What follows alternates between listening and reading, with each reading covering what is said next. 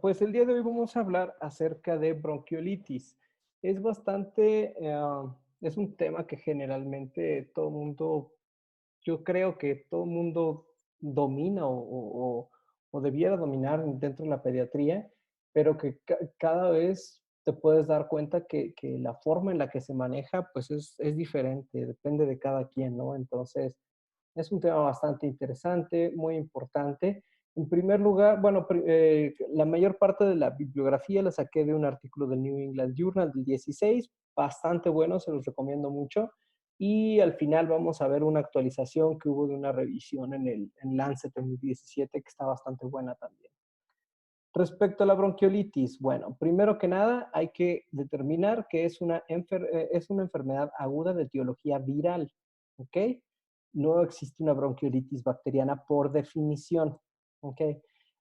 La característica principal es la obstrucción de la vía aérea pequeña, o sea, de los bronquiolos, que son de las partes más terminales. Si recuerdan cuando tuvimos la clase de anatomía y embrio, pues prácticamente es esa parte que es como más pequeña de la vía aérea. Es una de las infecciones más frecuentes del tracto respiratorio en menores de 2 años. E incluso, ahorita vamos a ver un poquito de epidemiología, pero una cantidad grandísima de niños tienen el antecedente que en algún momento tuvieron bronquiolitis durante los primeros 2 años de vida. El agente etiológico más frecuente y el más estudiado es el virus incisional respiratorio, aunque no es el único. Desafortunadamente en México no tenemos como una muy buena estadística, entonces nos guiamos mucho de lo que dice Estados Unidos, pero en otras partes del mundo bronquiolitis compite con otros virus respiratorios. Entonces, ¿qué más? Como definición, entrando directos y al punto. ¿Por qué? Porque muy frecuentemente van a ver ustedes que les ingresa un niño por su tercer o cuarto episodio de bronquiolitis. La definición de bronquiolitis dice que es el primer episodio agudo de dificultad respiratoria con sibilancias precedidos por un cuadro catarral, ¿ok? Afecta a menos de 2 años y tiene un comportamiento generalmente estacional. Pero lo importante es esto, primer episodio agudo, ¿ok? Entonces, un niño que tiene síntomas similares a la bronquiolitis de manera persistente, más de 4 semanas, no puede ser considerado como una bronquiolitis. Tienen que haber sibilancias, obviamente, esto es algo muy clínico, y debe estar precedido por un cuadro catarral, ¿ok? Y ahorita vamos a ver por qué. Entonces, epidemiológicamente, el 20% de los, bueno, de los niños con infección, de los niños se van a infectar por virus inicial respiratorio o, bueno, van a presentar bronquiolitis en el transcurso del primer año de vida. ¿Ok? Generalmente esto se presenta o sea, ustedes me imagino que lo han de haber visto, en época de invierno, más o menos entre octubre y febrero, es cuando las bronquiolitis están a todo lo que dan, ¿no? Entonces, ¿cuántos de estos se hospitalizan? Teóricamente, del 2 al 3% de los menores de 1 año se debieran de hospitalizar, aunque si nos vamos como que digamos que al contexto real, pues pareciera que una cantidad amplia de niños con bronquiolitis se hospitalizan, entonces no es estrictamente necesario, ahorita vamos a ver algunas cosillas de ella. ¿Qué importancia tiene esto? Que en Estados Unidos se ha estimado que el gasto solamente por diagnóstico de bronquiolitis en el año 2009 fue de 1.7 billones de dólares. O sea, muchísimo dinero invertido o que se gasta pues a partir de una sola enfermedad. ¿Qué tan mortal esta enfermedad es? La verdad es muy poco probable que si tú tienes o que si algún pequeño tiene bronquiolitis fallezca. Generalmente, o sea, la mortalidad va muy en relación con los países de bajos recursos. Si nos vamos, por ejemplo, a compararlo con Estados Unidos, menos de 100 niños por año se mueren por bronquiolitis. Entonces, la bronquiolitis generalmente, bronquiolitis aguda viral, estamos hablando específicamente, no es una enfermedad potencialmente mortal, ¿vale? Ahora, ¿existen ciertos factores de riesgo? Por supuesto que los existen. Está la enfermedad pulmonar, la edad cronológica, prematurez y algunas otras condiciones. Empezando por la más, o sea, lo más importante que es la edad cronológica. Si a ti te da bronquiolitis durante los primeros 5 meses de vida, ¿sale? Es mucho más probable que tengas una, o sea, que es mucho más probable que te tengan que hospitalizar. Y esta hospitalización se ve principalmente en los niños entre los 30 y los 90 días, ¿ok? De vida. Entonces, si yo tengo entre 30 y 90 días de vida, las posibilidades de que me tengan que hospitalizar son mayores. ¿Por qué? Porque hay cierta cantidad. Acuérdense que cuando estamos en la etapa embrionaria, pues el sistema de defensa de mamá es el que se encarga de pasar, bueno, la sangre de mamá es la que se encarga de pasar y formar. Cuando yo salgo, tengo un pico o tengo, digamos que la reserva de inmunológica de mamá, y conforme van pasando los días, esta reserva va bajando, ¿ok? Al mismo tiempo tiene que ir incrementando o tiene que irse produciendo el sistema inmunológico del pequeño, pero sobre todo en aquellos niños que no son alimentados a lactancia materna exclusiva y se encuentran entre los 30 y 90 días, van a tener esta disminución inmunológica y por lo tanto tienen mayor probabilidad no solamente de tener bronquiolitis, sino de presentar síntomas un poco más graves de esta. Ser prematuro es casi, niño prematuro es niño que le va a dar bronquiolitis. Por eso es tan importante que a los niños prematuros, y está dentro de las indicaciones, de el monoclonal, este contravirus esencial respiratorio, se me acaba de olvidar cómo se llama. Pero bueno, de la aplicación de este medicamento monoclonal, de bevacizumab, ¿no es? Palivizumab, palivizumab. La aplicación del palivizumab en niños prematuros que cumplan con las características, ¿no? Entonces, ¿por qué es importante esto? Piensen, fisiológicamente o de manera normal, acuérdense que el desarrollo del pulmón es lento, ¿ok? No, en cuanto naces, ni de chiste, está ya bien maduro tu pulmón. Entonces, todavía falta esa etapa postnatal de maduración. Si te sacan antes de tiempo, de por sí tu vía aérea no está del todo bien y todavía es mucho más pequeña, tienes mayor riesgo de tener episodios graves. Generalmente entre las 29 y 36 semanas no se ha encontrado diferencia en aquellos que nacen a término, como con aquellos prematuros sin enfermedad pulmonar. Si tú eres prematuro, no sé, de 30 semanas, supongamos, y aparte tienes displasia, pues no entras en el riesgo bajo, sino te irías al riesgo elevado. ¿Ok? Enfermedad pulmonar crónica del prematuro. Esto es algo muy importante, porque la enfermedad generalmente se relaciona, este tipo de enfermedad crónica, con el antecedente de prematurez o displasia broncopulmonar, sobre todo displasia. ¿Y qué es lo que sucede con esto? El haber estado en ventilación mecánica durante bastante tiempo, el haber requerido aplicación de surfactante, todos los factores bueno, las neumonías del periodo de recién nacido, todos estos factores proinflamatorios que pueden ocasionar inflamación crónica en los pequeños te va a ocasionar pérdida alveolar, lesión de la vía aérea, inflamación y fibrosis, bueno, por lo de la ventilación mecánica, y esto va a ocasionar un mayor riesgo de que los pequeños puedan presentar episodios graves de bronquiolitis. ¿Ok? En cuanto a condiciones o a otros factores, tenemos los niños con síndrome de Down, fibrosis quística, que esta es una de las cosas importantes por las cuales se debe de hacer el tamiz. Y si tienes un tripsinógeno inmunoreactivo positivo, inmediatamente tratar de buscar ya sea test genético o buscar la determinación de cloro en sudor. Inmunodeficiencias, obviamente. Los factores ambientales son muy importantes. ¿Por qué? Porque no solamente afectan al niño, sino también el comportamiento del virus. ¿Ok? Si, yo les pongo siempre como ejemplo Chile. A mí me tocó ir a rotar en Chile cuando era entre julio, creo que fui julio y agosto, o junio y julio, no recuerdo bien, pero es cuando empieza el invierno allá. El virus en sí respiratorio bueno, no de ellos, sino el comportamiento del virus en Chile ocasiona estragos horribles en los niños. Muchos niños terminan con ventilación mecánica crónica, requieren traqueostomía, en lo que termina, hacen bronquiolitis obliterante. O sea, el comportamiento del lugar donde te encuentres también va a ser un factor importante para esto. Ahora, ¿Cuáles son los agentes? Ya hablamos siempre, hablamos del virus inicial respiratorio, que el virus inicial respiratorio tiene ahí unas proteínas que son lo que ocasionan la necrosis en el epitelio respiratorio, lo que siempre todo el mundo te habla de eso, ¿no? Pero no solamente es ese, hay muchos virus que te pueden dar bronquiolitis y dependen y varían del área geográfica. Como les digo, desafortunadamente en México no tenemos como una muy buena estadística de ello, aunque predominantemente es el virus sincicial.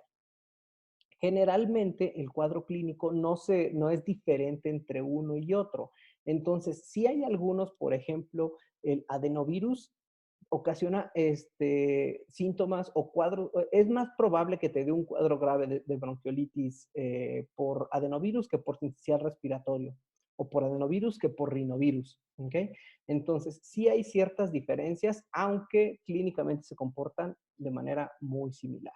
Aquí les pongo esta tabla que a mí me gusta mucho. ¿Por qué? Porque hay muchas, aquí podemos ver no solamente la estadística de cada virus, sino generalmente en qué periodo del año se va presentando con mayor frecuencia. El sincicial respiratorio depende de donde te encuentres. Estos son datos de Estados Unidos, pero entre noviembre y abril es lo que ellos reportan. Si lo vemos en México, ese es más o menos entre octubre y febrero, ¿no? Depende de cada quien. Está el rinovirus para influenza, metaneumo, coronavirus ahorita que está súper de moda. También tenemos coronavirus que nos ocasionan bronquiolitis, que eso es muy importante. El adeno, que el adeno les digo que es como muy malditón. Y otra característica del adeno es que no tiene estacionalidad. Te lo puedes encontrar un adeno en verano, ¿sale? Entonces un niño con síntomas sugerentes de bronquiolitis a la mitad del verano, no pienses tanto en un sincicial, piensa más en un adeno, aparte de que tiene generalmente síntomas digestivos. Virus influenza, pues en la época de influenza, y también hay algunos enterovirus que se presentan en esa época donde, aparte de todo, se presentan principalmente las diarreas, ¿no? Que es entre junio y octubre. Bueno, podremos hablar desde abril hasta octubre, hasta septiembre aquí en México, ¿ok? Respecto a la coinfección, ¿por qué es importante hablar de coinfección?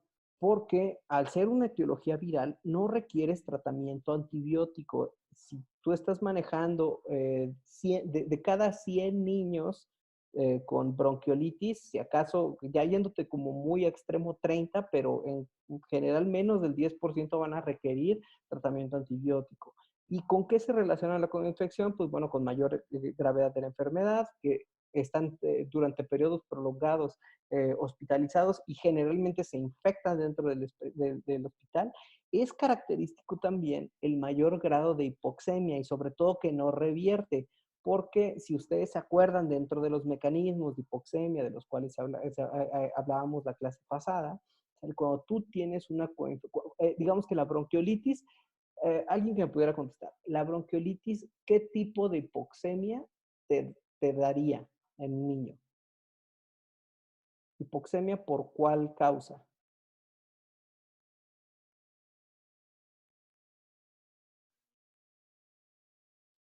¿Sería por alteración en la difusión?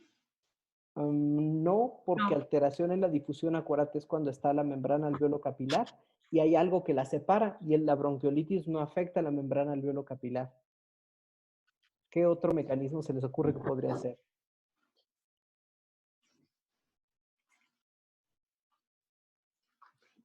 Pues es como el asma, ¿no? Que se queda, Ajá. ¿Y pero cuál no me acuerdo mecanismo cuál sería? era el mecanismo de asma. Hipoventilación. Ya. ¿Sale? ¿Se acuerdan? Entonces entra una menor cantidad de aire. ¿Sale? Eso como, bueno, entra una menor cantidad de aire, que lo ves reflejado con ligero incremento en el CO2. Pero entonces ese tipo de hipoxemia generalmente revierte con tratamiento de oxígeno. ¿Cuál era el único tipo de hipoxemia o una causa de hipoxemia que no revierte con oxígeno? El de los shunts. El de los shunts. ¿Y en dónde puedes encontrar un shunt en una enfermedad? En las cardiopatías. ¿En qué otra? Uno intrapulmonar. Intrapulmonar, en la Ajá. hipertensión pulmonar. Ok, hipertensión pulmonar, pues te la compro. Otra, no te da como Uy, ya no. tal, atelectasias, eso es algo muy importante. ¿Quién comentó atelectasias? Esa es una de las causas. ¿Sale? Entonces, si tú estás pensando, tú estás viendo que no está respondiendo, acuérdense que en bronquiolitis también se van haciendo pequeñas atelectasias y por lo tanto tú tienes una alteración ventilación-perfusión secundaria a un incremento del cortocircuito, áreas no ventiladas donde sí está perfundido, ¿vale? Y otra de las causas que podemos pensar, sobre todo relacionada con coinfección, ocupación, que el alveolo se ocupe de líquido, ¿vale? Por ejemplo, en los niños con neumonía, ¿vale? Entonces, si tú ves que no está respondiendo, que de repente como que te respondía y luego ya no te está respondiendo, no te está respondiendo, piensa, a ver, fisiopatológicamente esto debería ser una hipoventilación. Empezó con hipoventilación y respondió oxígeno, pero como que se empezó a poner otra vez mal y le estoy poniendo oxígeno y no me está cambiando. Entonces ya no solamente pienso en hipoventilación, dado que es una bronquiolitis, pienso en atelectasia y no hay que descartar coinfección, podría pensar en una neumonía en ocupación alveolar, ¿vale? Y entonces, por eso es importante siempre ver mecanismos de hipoxemia, porque te hace dirigir tu pensamiento dependiendo de la respuesta que tengas. ¿Ok? Entonces, en cuanto a la patogenia, esta es una parte que me encanta muchísimo. ¿Por qué? Porque el maldito virus incisional respiratorio es súper travieso. Empieza primero el virus, tú lo inhalas, entra por la nariz, en la nariz se pega a las células epiteliales de la nariz y empieza a reproducir, bueno, no solo a reproducirse, sino a romper o a necrosarla, ¿sale? Se necrosan, se mueren y esos pequeños detritus se van con virus, ya con perdón, con virus en reproducción. Entonces, tú al mismo tiempo, digamos que los primeros días tienes un catarro, pero después de eso, al estar inhale estos bichos, ¿sale? Se empieza a ir todos estos virus a la vía aérea más pequeña. ¿Qué es lo que pasa en la vía aérea un poco más pequeña? Lo que va a hacer es inmediatamente se fusiona con el epitelio respiratorio, que esto es algo, este video me encanta mucho, porque acuérdense que tiene dos tipos de proteínas importantes la proteína de anclaje y la proteína ay, se me acaba de olvidar cómo se llama, de fusión, sí. La proteína de fusión y la proteína de anclaje. Una proteína de anclaje es la que llega y se pega al epitelio y la proteína de fusión es la que hace que se meta al epitelio. Cuando entra el epitelio respiratorio, mata a la célula y no solamente mata a la célula, sino mata a las células circundantes, ocasionando necrosis como en parches en la vía aérea, ¿sale? De manera secundaria va a haber inflamación, ¿ok? Pero esa pequeña necrosis en parches va a empezar también a dar pequeños detritus celulares. Si tu vía aérea, que por sí está chiquita, se hace más chiquita y aparte se tapa con detritus celulares, ocasionan estas pequeñas atelectasias, ¿ok? Entonces, vean cómo se hacen los mecanismos. Bueno, en cuanto a los síntomas que generalmente vas a encontrar ese sonido o rueda respiratoria, ese como grunting, no sé cómo describir grunting. Uh, bueno, sonidos extraños al momento de respirar, retracción external, que no es lo importante. Ahorita lo vamos a ver en otro video. Entonces, en cuanto a por esta fisiopatogenia, que es primero nasal y después en la vía aérea más pequeña, es que el cuadro clínico es característico. Empiezan de 2 a 4 días con fiebre, congestión nasal y rinorrea, característico una gripa. Empiezan con gripa.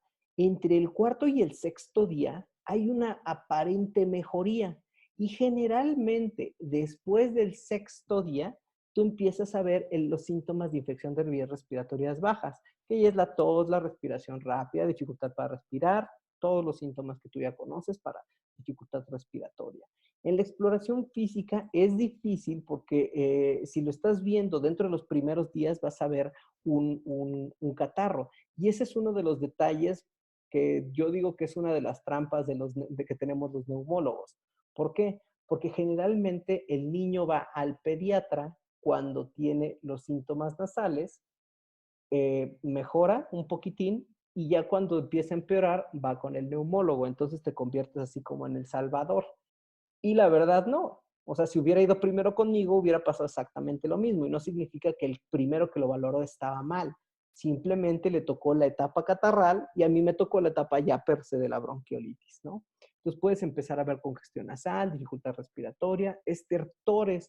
¿Por qué pueden haber estertores? Acuérdense que ¿cómo se llama? Que hay acúmulo de moco. Entonces, no nada más, aunque las sibilancias son características, no nada más significa que vas a encontrar ello, ¿vale? Y sí característico las sibilancias respiratorias. Escuchen este video.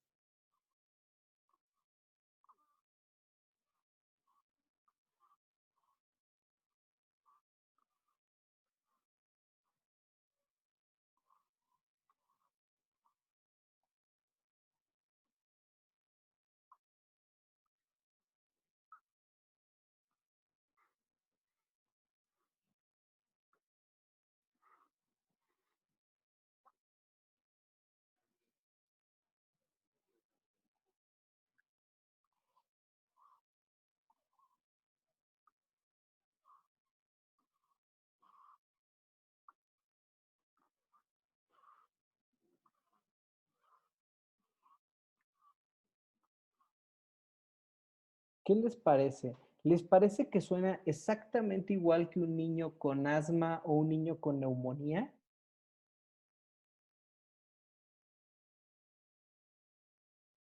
¿Alguien? ¿O encuentran alguna característica? Esto es una bronquiolitis pura, pura. O sea, lo ves y dices, ah, ese niño tiene bronquiolitis. Una característica es ese sonido como chillante. O sea, a pesar de que es una sibilancia, igual que las sibilancias que los niños que tienen asma, en la bronquiolitis se oye como chillante. Eso ya es un poco más de entrenamiento y muy subjetivo. No les podría decir así como una descripción de la sibilancia, pero yo lo escucho como algo más chillante y generalmente el niño se ve como cansado,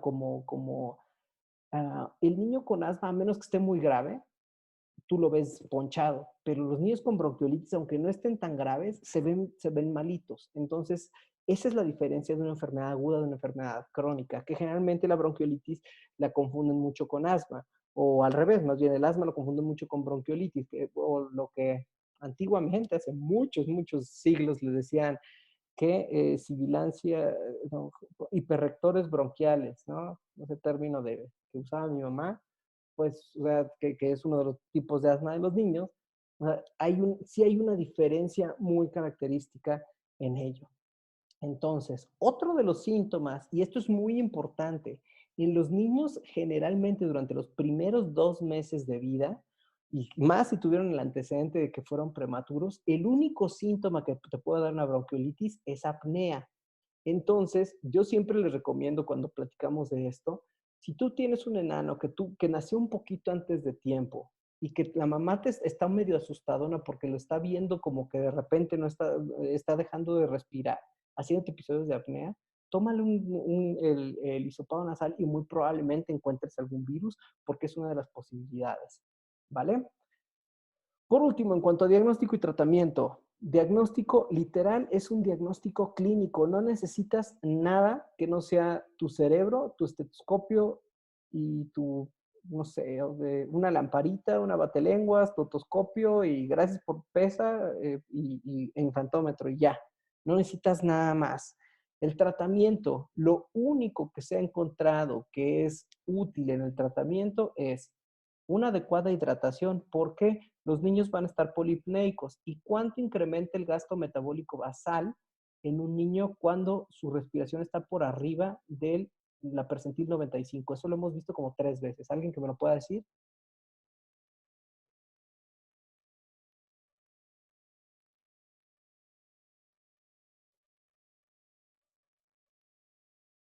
20% incrementa el gasto metabólico basal. Entonces es parte de las pérdidas insensibles que debemos de calcular, teóricamente, ¿no? En un niño que se va a su casa, pues no se las calculas.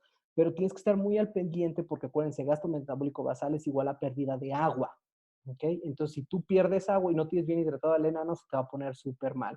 Una alimentación adecuada, sobre todo alimentación a lactancia materna, es muy, muy, muy importante y en caso necesario el aporte de oxígeno. Oxígeno a bajas concentraciones, hay algunos estudios sobre el uso de CPAP, el uso de ventilación no invasiva, o sea, sí hay evidencia, pero en casos un poquito más, más fuertes son. La verdad, con unas puntitas nasales para mantener arriba de 92% la saturación. ¿Por qué arriba de 92% la saturación y no arriba de 95%? ¿Alguien que me pueda decir?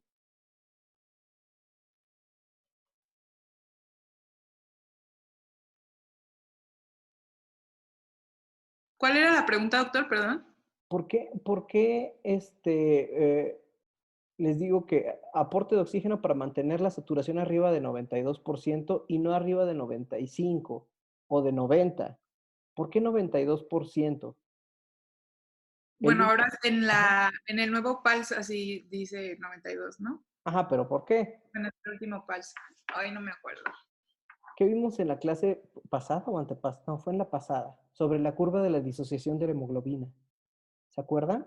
Ah, ya, que o sea, que aunque esté hipoxémico, si mantienes una saturación arriba de 92, o sea, sin saber la gasometría, si mantienes una Ajá. saturación arriba de 92, vas a estar ayudándolo, ¿no? Sí, lo Bueno, estás ayudando, era la pero región gris de la curva. exactamente. ¿Sale? Digo, para la altitud a la que nos encontramos en Ciudad de México, cuando cae del 90% de la saturación, tú estás pensando de manera indirecta que la presión parcial, la PaO2, la presión parcial de oxígeno en la sangre arterial, está por abajo de 60, ¿ok? Cuando tú tienes un niño en 91%, si tú le tomaras una gasometría, muy probablemente esté hipoxémico. Cuando tú lo tienes por arriba de 92, muy probablemente está más de 60 milímetros de mercurio, ¿sale? Por eso es importante eso, ¿ok? Muy buena respuesta. Entonces, ¿qué les estaba poniendo? Ah, oxígeno en caso necesario. Y aquí les pongo las recomendaciones de la Academia Americana de Pediatría del 14, que la verdad hay muchísimas recomendaciones, incluso hay un artículo en Lancet que se publicó en el 2017, en donde hacen como una comparación de todas las guías y dicen, esta guía recomienda, no recomienda, y prácticamente todos recomiendan lo mismo. Si tengo un niño con bronquiolitis, le voy a tomar una radiografía de tórax, no la necesito, no me sirve. O sea, estrictamente por la bronquiolitis, no la necesito, ¿sale? Si veo que el niño no está mejorando y que no me está respondiendo bien al tratamiento, ok, vale la pena, siempre y cuando lo haya tenido que internar. Si estaba en su casa, pues ¿para qué?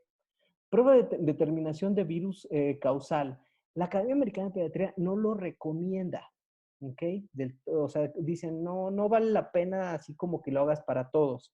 Pero si lo ves desde el punto de vista epidemiológico, sí es muy importante procurar aislar la mayor cantidad de bichos posibles, ¿ok? En cuanto a tratamiento, broncodilatadores no te van a servir, aunque la guía mexicana para el diagnóstico, no como es la norma mexicana para el diagnóstico y tratamiento de bronquiolitis viral aguda en niños, te dice, y también lo dice, si no me recuerdo, las de la CDC, te dice, si tú tienes un niño que es la primera vez que tiene sibilancias, dale tratamiento con un broncodilatador de acción corta y vuélvelo a evaluar. Si mejoró el niño, continúa con el tratamiento.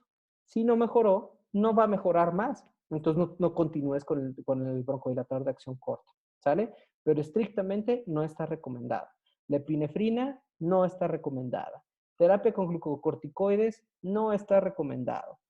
Con solución hipertónica, es así como que todos dicen, no, que la hipertónica sí hay que caerla. Ahorita les voy a poner un poquito de información. Sí hay un poco de evidencia sobre ella, sobre todo en casos graves, cuando tu niño lleva más de 72 horas. ¿Y por qué? La hipertónica, ¿para qué te sirve? ¿Me va a ayudar a desinflamar? ¿Me va a ayudar a abrir los bronquios? No, acuérdense que hay muchos detritos celulares y se va acumulando junto con el moco y se empieza a quedar como estancado. Entonces esa hipertónica lo que te ayuda es humidificarlo y fluidificarlo para moverlo. Pero si vas a usar hipertónica, la solución hipertónica es un estímulo broncoconstrictor. Si tú vas a usar solución hipertónica, forzosamente tiene que ir acompañada de algún broncodilatador de acción corta como el salbutamol o salbutamol hipratropio, ¿sale? Si no, estás haciendo más daño que bien al pequeño. Oxígeno suplementario, no de uso rutinario, pero cuando aquí ponen una saturación del 90% en ausencia de acidosis. Todo depende de dónde estés haciendo tu estudio o dónde estés haciendo tu recomendación, porque acuérdense que la altitud modifica los parámetros principalmente de la PO2 normal, ¿sale? Entonces, para 90% si les puede funcionar, está bien, ¿ok? Oximetría de pulso, todo el tiempo hay que mantenerlo monitorizado, no del todo, no es como estrictamente necesario, clínicamente te puedes guiar. Fisioterapia torácica, es muy importante eso también. Acuérdense, sobre todo en los menores de 1 año, la terapia con golpecitos, con cómo se llama, que ya se me olvidó, percusión, la percusional, ¿sale? Puede ocasionarte microhemorragias alveolares. Entonces, generalmente en niños menores de 1 año lo que utilizas es terapia vibratoria y, o sea, son a ciertos hertz en especial, porque si no, no funciona de nada. O si vas a usar terapia percutoria, es una terapia percutoria como muy dirigida. Fisioterapia, terapia con antimicrobianos, no uso de rutina. La verdad, piensen esto, la palabra rutina es la palabra de decir qué hueva pensar, es el sinónimo de qué hueva pensar cuando yo soy médico, ¿sale? Entonces aquí no existe nada de rutina, ¿vale? Es que nosotros de rutina hacemos esto, es que la respuesta es tengo hueva de pensar. Entonces el antibiótico no está recomendado a menos que te encuentres dentro de ese porcentaje de niños con coinfección. Y nutrición e hidratación son los puntos más importantes. Si ves que tu pequeño no te está tolerando vía oral por la polipnea que tiene, por la dificultad para respirar, pues no, tendrás que buscar algún otro tipo de estrategia. Doc, Ahora, una dime, pregunta. ajá. ¿Vale la pena, hablando de lo de, o sea, lo de los antibióticos, buscar intencionadamente alguna sobreinfección o ni siquiera una sobreinfección, pero por ejemplo, como siempre lo hacemos, que pedimos perfil viral y bacteriano? Uh-huh. Entonces, ¿cómo vale la pena o...? Depende de lo que, mira, esa es una muy buena pregunta, pero lo que te decía, o sea, lo que les comentaba ahorita, decir de rutina o hacer cosas como rutinariamente, es decir, tengo hueva de pensar. ¿Qué tantas probabilidades tienes? Supongamos que tienes un niño de 6 meses de edad previamente sano, alimentación a lactancia materna, todo feliz, ¿no? Peso y talla perfecto, que generalmente, y aparte es hombre primogénito, o sea, todo, un niño normal, ¿no? Sí, con todos los factores de riesgo para tener bronquiolitis. Y te empieza con un catarrito, 2, 3 días, mejora tantito y luego empieza con tos, empieza a respirar rápido, o nuevamente empieza con los moquitos y te lo lleva su mamá, ¿ok? Eh, ¿Tú pensarías en una neumonía por Klebsiella pneumoniae? No, pues no. ¿Pensarías en Monaxella catarralis? No. O sea, ¿Pensarías en neumococo? no, pienso, a lo mejor no sé si pienso en un sincicial en el momento, pero pienso en un virus por el grupo de edad. Esa es tu respuesta. ¿En qué estás pensando? Estás pensando en si estoy pensando que la etiología es viral, pedirle un perfil bacteriano, ¿para qué te sirve? Si es un niño que está en terapia intensiva, entró por bronquiolitis y lleva, no sé, 15 días hospitalizado, no le has podido sacar el oxígeno, aparte le cruje el pulmón como una bendición, pues sí, búscale un bicho más, ¿no? O sea, hay que individualizar cada paciente, pero si vas a pedir, o sea, mi recomendación basado en la realidad lo científico es, no existe ninguna recomendación para tomar panel de patógenos respiratorios como clínico. Estadísticamente te sirve mucho. También el hecho de saber cuál virus fue te ayuda a pensar en tiempo de evolución. ¿Okay? Generalmente el adeno, enterovirus son un poco más largos, el virus esencial respiratorio también, rinovirus no tanto, pero rinovirus es muy frecuente que te dé sibilancias postvirales transitorias. Entonces, depende de lo que estés buscando, es el estudio que pidas. De manera rutinaria, repito, decir rutina es qué hueva pensar. Entonces, si ves que tiene cola de pato, patas de pato, pico de pato, ¿le pedirías un cariotipo para perro? No. Pues no. Le pides en todo caso el cariotipo para pato. Así es como vamos a manejar la bronquiolitis. ¿Sí? Okay. ¿Alguna otra duda que tengan?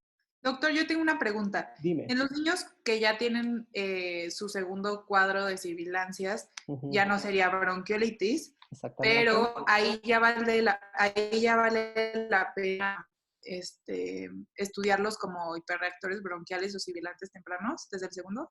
O puede ser que haya tenido una infección, como dijo ahorita, de rinovirus y que se queden con sibilancias como postinfecciosas. Exactamente.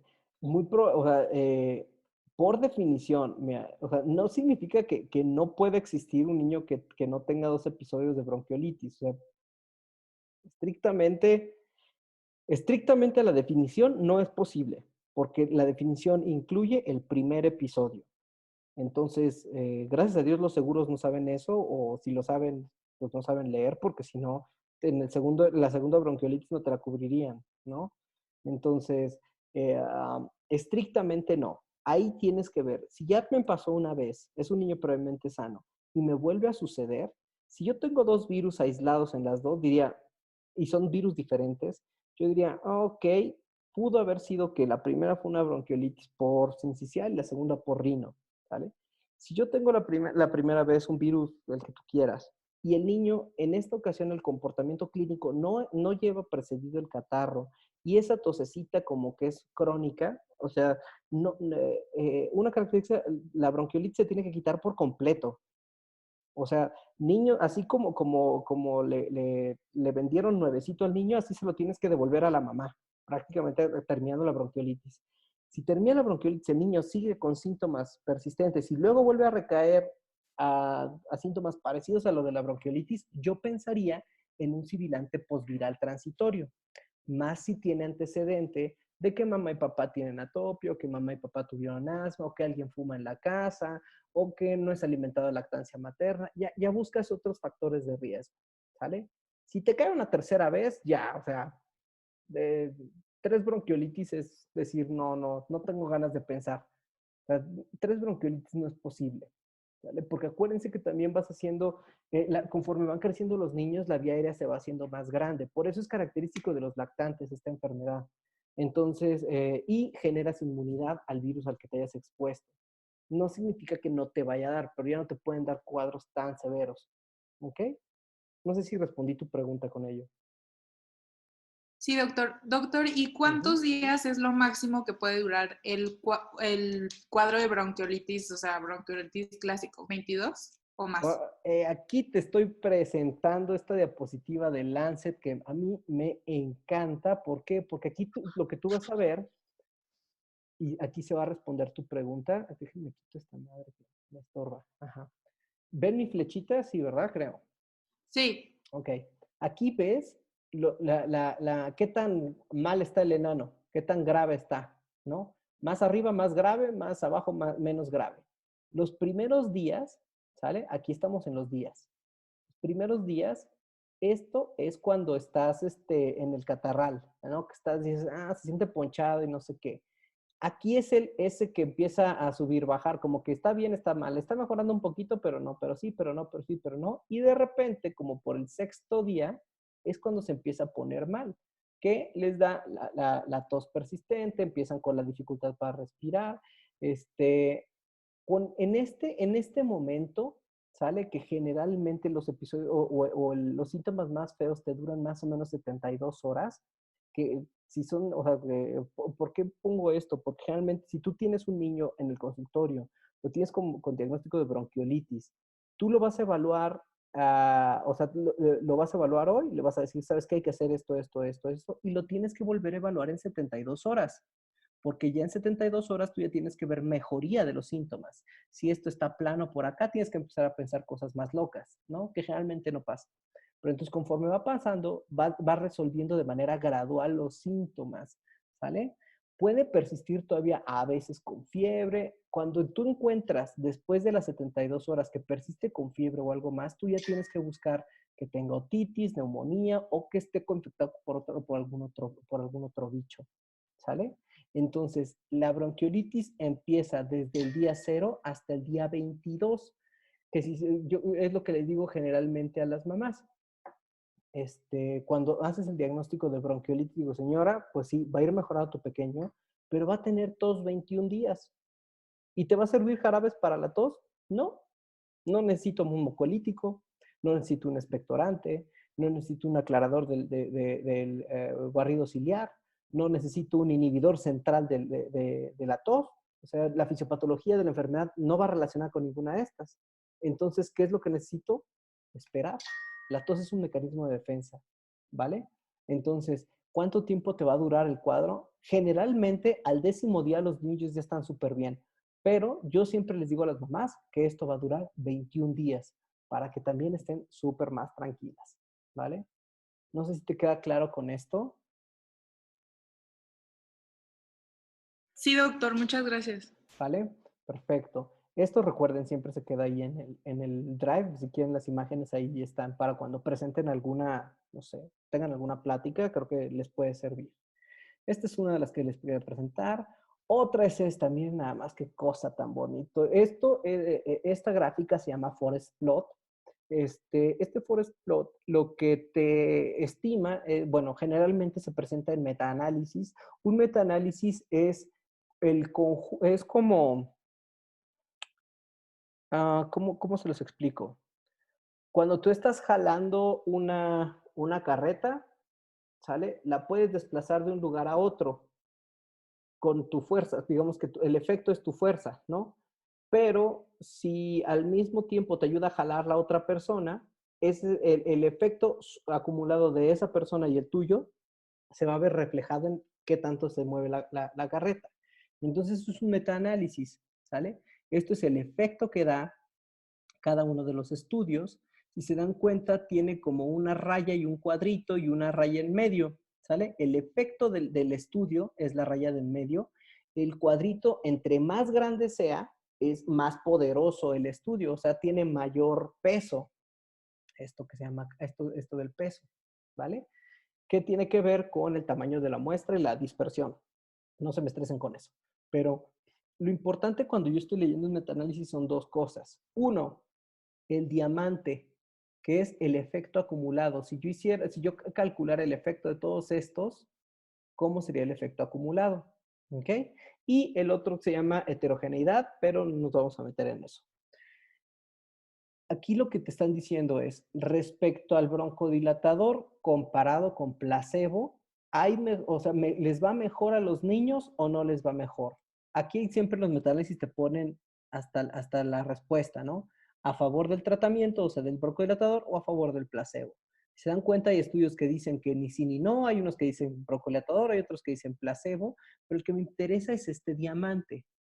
Cuando el diamante toca la línea, no hay efecto, ¿sale? O sea, no me apoya a que sea mejor para el broncodilatador. Cuando está despegado de la línea más cargado hacia un lado, eso significa que sí hay apoyo, ¿ok? Entonces, aquí lo que tenemos son dos clasificaciones o dos estudios o dos tipos de estudios. Pacientes que se estudiaban, que eran hospitalizados y se les aplicaba broncodilatoria, pacientes que se manejaban por fuera, ¿ok? Si se dan cuenta nada más de ver la distribución de las rayas, dices, no va a haber resultado. Casi todas están encima de la línea. Aquí sí parece haber un efecto, pero muy pequeño, o sea, se separa muy poquito. Esto piénsenlo en razón en momios, en OR, ¿sale? ¿Y se acuerdan lo que es el OR, no? La razón de momios, el odds ratio. Entonces es la probabilidad o el chance que te da de que haya o no desenlace, ¿ok? Entonces, hay mejor desenlace cuando se usa broncodilatador comparado contra los que no. ¿Ok? Teóricamente, pero pues el efecto es muy mínimo. Entonces el broncodilatador, incluso en este metaanálisis dicen, desafortunadamente, sobre todo estos estudios, la heterogeneidad, o sea, son demasiado diferentes, ¿no? O sea, no son muy similares. Entonces, es muy probable que ese resultado esté un poquito modificado. ¿Ok? Aquí tenemos otro, solución hipertónica salina, que es lo que les comentaba. Generalmente sí han encontrado que hay un poquito de efecto benéfico de la solución salina. Por ejemplo, aquí contra solución normal con beta 2, no hay como diferencia, pareciera más el efecto del beta 2. Aquí cuando lo hacen pura hipertónica contra pura salina, que esto es una salvajada, pero son bien poquitos estudios, o sea, no hay mucha diferencia. Y ven, también los tamaños de muestras son súper chiquitos. Bueno, para el número de pacientes con bronquiolitis es muy chiquito, ¿no? Entonces, y cuando lo comparan con epinefrina, ¿cómo se llama? Hipertónica con epinefrina y salina con epinefrina, pues también como que se ve un poco de efecto. Entonces, a favor de la solución hipertónica sí hay evidencia de que beneficia, pero si se dan cuenta la evidencia, o sea, las probabilidades que te disminuyen de estancia hospitalaria, de tiempo, de síntomas, no es muy grande, ¿sale? Por último, tenemos el uso de glucocorticoides. Aquí vean los diamantes. Los dos diamantes están encima de las rayas. Entonces, no importa cómo le hagas el glucocorticoide, no te va a servir para nada en un paciente con bronquiolitis. ¿Ok? ¿Alguna pregunta, alguna duda hasta ahorita? ¿Todo claro? Sí, todo claro. Perfecto. Doc, yo tengo Dime. En lo que he leído de bronquiolitis, el tratamiento, como nos dice que, o sea, todo nos dice, se puede hacer, pero no se recomienda, ¿no? Sino nada más con que el bebé esté hidratado, esté comiendo y solito se le va a quitar. Ajá. Pero, por ejemplo, si el niño se nos cierra, o sea, yo sé que no se nos cierra, sino que es el moco ahí que lo tapa, de nada le va a servir si lo nebulizamos con Salbu, por ejemplo. El salbutamol. Entonces, ¿esto nada más es placebo para nosotros que le estamos haciendo algo? Sí, la verdad sí. Entonces, o sea, nada más que coma y ya.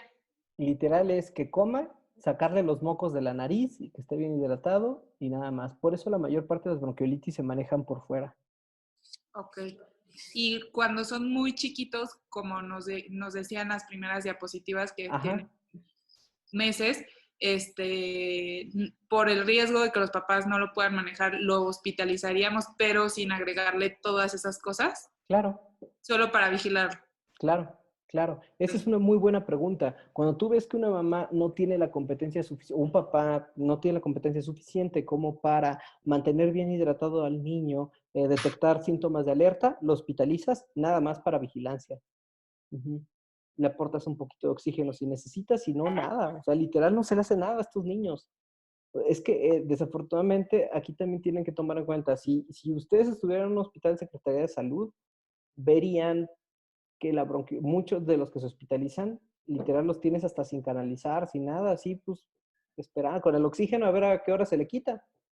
Cuando son niños con potencial riesgo. Cuando es un niño que dices, pues no está tan mal, lo mandas a su casa. Pero imagínate que, no sé, alguno de ustedes me lleva a su hijo a mi consultorio particular, ¿sale? Y yo te digo, ¿sabes que lo voy a internar? Porque, pues, digo, con todo respeto, veo a tu familia así medio mensita para cuidarlos, ¿no? No les dices eso, obviamente. No, les dices, no, pues para cuidarlo mejor. Y lo metes al hospital. Teóricamente, no lo debes canalizar, no le debes de poner medicamento, no le debes de poner nada. En todo caso, oxígeno. Pero, ¿qué pasa si la mamá está adentro y te ve que no le estás haciendo nada? Se va a empezar a desquiciar. Así de, no, pero pues no le están haciendo nada, aquí estoy gastando mucho. Entonces, depende mucho el contexto. Yo por eso lo que les presento es la realidad, o sea, lo que dice la literatura. Ya cada quien tiene sus prácticas tomando en cuenta diferentes variables, diferentes contextos. Entonces, no te puedo decir que está mal hacerlo, o sea, aplicarle una nebulización o canalizar los niños. No te puedo decir que está mal, pero la literatura no recomienda que hagas eso. La literatura te recomienda no le hagas nada al niño, literal. ¿Ok? Sí, gracias, Doc. No hay que. Y, Dime. por ejemplo, hablando sobre de esto del tratamiento, cuando se decide que sí le vas a dar nebulizaciones con hipertónica, dice que también tenemos que agregar algún broncodilatador. Generalmente, pues, sabe que agregamos Convivent, ¿no? Pero bueno, es un compuesto. Y aparte también generalmente agregamos la budesonida. Tampoco estaría indicada la bude, como dijo. Esteroides no. Pero el Convivent sí lo podríamos usar. O sea, O sería mejor nada más como el sol. ponme un contexto. Es que, o sea, decirte, a los niños con bronquiolitis pones Convivent, no. Pero si, por ejemplo, tienes un niño que te llegó con bronquiolitis, le pusiste una primera dosis de pon tu Convivent y respondió, mejoró, la guía, o sea, la guía de práctica clínica te dice continúa con Convivent. Si lo evalúas y no mejoró, se lo quitas, porque no tiene caso. Si tú tienes un niño que lo estás vigilando y notas que no te está respondiendo bien al medicamento, o no te está respondiendo bien al oxígeno después de 2, 3 días, se está poniendo un poquito más mal, dices, le voy a poner hipertónica. Si le vas a poner hipertónica, le pones salbutamol, ¿sale? Acuérdate que lo que estás buscando es el efecto broncodilatador y la motilidad ciliar. Y el Convivent tiene un efecto también, que es el efecto anticolinérgico, que disminuye la producción de secreciones. No la seca, pero te disminuye la producción de secreciones. Pero ahorita tu problema no es producción de secreciones, es que ya está impactado ahí el moco con detritus. O sea, no está produciendo más moco, pues. Entonces, ¿qué broncodilatador sería el ideal? Sería ideal que le dejes mejor el puro salbutamol con, perdón, denme un segundito. El puro salbutamol con ¿Hipertónica? con la hipertónica. Denme un segundito. Bueno. Hola, buenas tardes. ¿Sí? ¿Doctor Carlos? Sí, buenas tardes. Buenas tardes, doctor Carlos. Hablamos de la empresa Human Center. Ajá. Devuélveme la llamada en 15 minutos, por favor. Ok. Gracias. Bye, bye. Listo. Disculpen. No sé qué hice. Compartir ya. Ahí está. ¿Alguna otra pregunta, perdón? No, gracias. ¿Todo bien claro? ¿Bien seguros? Acuérdense o sea, lo que les presento no es con el afán de lo están haciendo mal y háganlo bien. No, no, no, no, no. La vida es así, pues tú tienes que tener el conocimiento y con eso tomar tus decisiones, ¿vale? Con eso tú vas a tomar tus decisiones. Nadie te debe criticar si lo hiciste bien o lo hiciste mal. Tú eres la única persona que estaba en ese momento para tomar la decisión de hacer algo, alguna terapéutico, algún tratamiento para los niños. Ahora, en cuanto a las variables, bueno, hasta ahorita, hasta aquí termina bronquiolitis. Vamos a hablar hoy acerca de lo que son las variables. Variables es algo muy importante porque como objetivos me interesa que sepan qué es una variable, cuáles son los tipos de variables que hay, cómo se puede medir las escalas de medida y qué diferencia hay entre una variable explicativa y una variable de respuesta. Que si ahorita ya están empezando a trabajar en su trabajo de tesis, esto es fundamental. ¿Por qué? Una variable es cualquier cosa que tú puedas medirle a una persona o a un grupo o a una muestra, pues. Por ejemplo, ¿quién me podría decir qué le podrían medir estos niños a esta muestra? Un ejemplo, el que quiera. Edad, Edad, Edad, ¿qué otro? talla, Talla, peso, ¿qué más? género, Género, ¿qué más?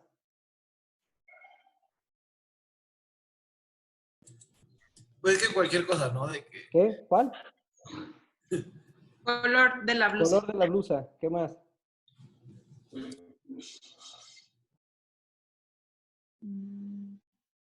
color del pantalón, Color del pantalón, ¿qué más? Número de brazos, ¿qué más? Número de dedos, ¿qué más? Número de dientes, ¿qué más? de ojos, Color de ojos o número de ojos, ¿qué más? O sea, todo lo que tú le puedas medir a algo, eso es una variable, ¿sale? Entonces, eso es algo muy importante. ¿Por qué? Porque hay distintos tipos de variables. Existen variables, las clasificamos en dos grupos grandes, categóricas y numéricas, ¿ok? Las variables categóricas, como le suenan a categorías, piensan en categorías, ¿ok? Una variable categórica puede ser dicotómica, nominal u ordinal. Dicotómica, sí, no. Vivo, muerto, ¿ok? ¿Cómo puedo medir vivo o muerto? Puedo contar el número de vivos y contar el número de muertos, contar el número de sís, de personas que me dijeron sí, personas que me dijeron no, y hacer las proporciones. Estadísticamente no tiene mucho poder ese tipo de variable, ¿ok? Entonces dices, idealmente, si no tienes otra, utiliza estas variables, pero si tienes otra opción, mejor usa números, ¿no? Nominal, categorías no ordinales. Por ejemplo, raza, tipo de sangre, color de ojos, ¿vale? ¿Cómo lo puedo medir la raza? Pues bueno, también en proporciones, puedo contar cuántas personas de una raza hay. Tampoco es estadísticamente no es muy factible utilizarlo porque no te da, digamos que no es porque sea malo un resultado si lo mides así, sino que no tienes muchas herramientas con qué trabajarlo. Una variable ordinal ya son categorías ordenadas. Por ejemplo, la escala de dolor. Del 1 al 10, ¿cuánto te duele? Pues no sé, 7. Sí, 7 es menos que 8 y es más que 6. pero hay alguna forma en la cual tú puedes corroborar que fue 7 y no fue 5, pues no, porque es algo muy subjetivo, no lo puedes cuantificar. Pero ya tienes algo escalar, ya tienes algo que tú puedes decir, esta persona percibía más dolor que esta otra persona. Entonces, sí es mejor que tener simplemente como qué porcentaje tenía dolor y qué porcentaje no tenía dolor. O sea, es más importante saber cuánto te dolía a saber si te dolía o no te dolía. ¿Ok? Numérica. Pues, les decimos, son las variables continuas, que son literal números: peso, talla, temperatura, distancia y todo eso. Y esta característica de las variables continuas es que así como tienes 1 centímetro, tienes 1.1, 1.2, 1.3, 1.15, 1.50, 1.874 antes del 2. O sea, entre una unidad y otra unidad hay un rango infinito, ¿sale? Entonces, son las mejores variables que puedes utilizar. Por eso, analizar peso, analizar talla y ponerle todos los decimales del mundo te va a ayudar mucho al momento de presentar resultados. Y una variable discreta es aquella variable que no le puedo poner fracciones, ¿ok? Por ejemplo, el número de hijos que tiene una familia, ¿no? Yo no puedo tener 3 hijos y medio, ¿no? O yo no puedo, ¿cuántos hijos, en su familia, cuántos hijos tienen? Pues 3.45 hijos. No hay posibilidad. O tienes 3 o tienes 4. No tienes un medio hijo. Bueno, estrictamente numéricamente, ¿no? Entonces no puedes tener, son variables que no se pueden romper, no se pueden segmentar. ¿Cómo las voy a medir? Hay escalas que se llaman nominales, ordinales, de intervalo y de razón, ¿ok? Piensen en estas 3 primeras, porque la verdad, las escalas de razón, que son como más fraccionales, no se utilizan tanto. Nominal es que tú le pones nombre. Por ejemplo, la variable nombre, ¿no? ¿Cuál es la variable nombre de esta población en la que estamos? Pues la variable nombre es Carlos, la variable nombre es Paulina, es Paloma, es etcétera, ¿sale? Esa es una variable, ¿ok? O por ejemplo, si tú ves un partido de fútbol, el número que tienen atrás, a pesar de que es un número, no representa nada. Es simplemente un número para identificarlo. Entonces eso es una variable nominal. Ordinal, que era lo que les comentaba, que ya es cuando empiezas a tener cierto orden, ¿no? Por ejemplo, cuando primer, segundo y tercer lugar en las Olimpiadas, ¿ok? Esa es una variable, ¿ok?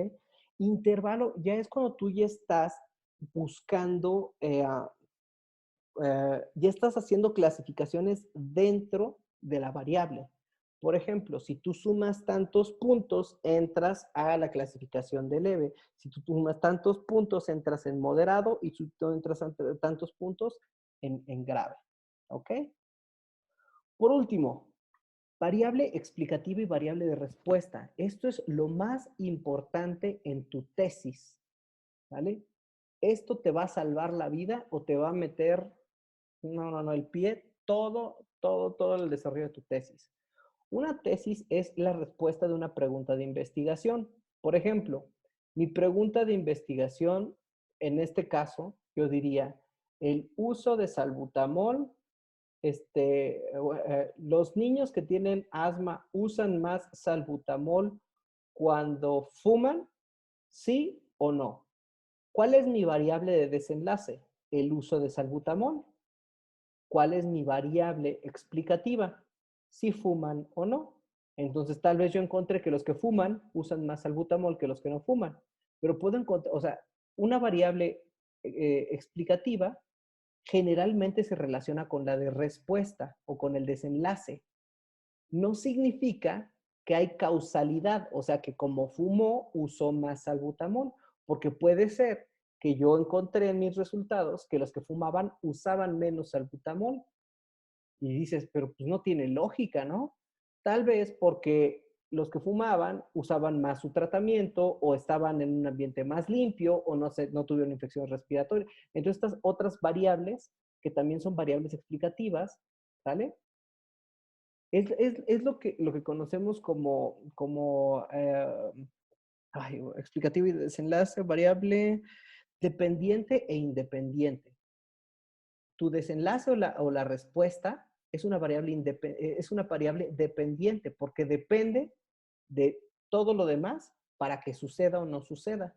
Y una variable explicativa son esas variables independientes. A mí no me importa si tienes o no tienes asma, yo existo. Pero yo que para tener asma, muy probablemente tú influyes, tú influyes, tú influyes, tú influyes. Esa es la diferencia entre variables. Los puntos clave. Variable, todo lo que yo puedo medir. Una variable categórica son asignaciones de números que representan categorías, ¿vale? Que me clasifican, pero no tienen un sentido numérico, ¿ok? Las variables cuantitativas, números, es como el dinero, se puede contar, te sirve. Más dinero te da desenlaces diferentes y lo puedes fraccionar el dinero, ¿ok? Hay 4 escalas clásicas para poder clasificar, que es una clasificación nominal, ordinal, de intervalo y de razón. Olvídense del razón, nominal, ordinal y de intervalo. Y una variable explicativa, a pesar de que se puede relacionar, o sea, una variable independiente, a pesar de que se puede relacionar con tu variable dependiente o de respuesta o desenlace, no significa que por esa sola variable suceda, ¿sale? Que haya causalidad en tu desenlace o en tu respuesta, ¿ok? Y eso sería todo por el día de hoy.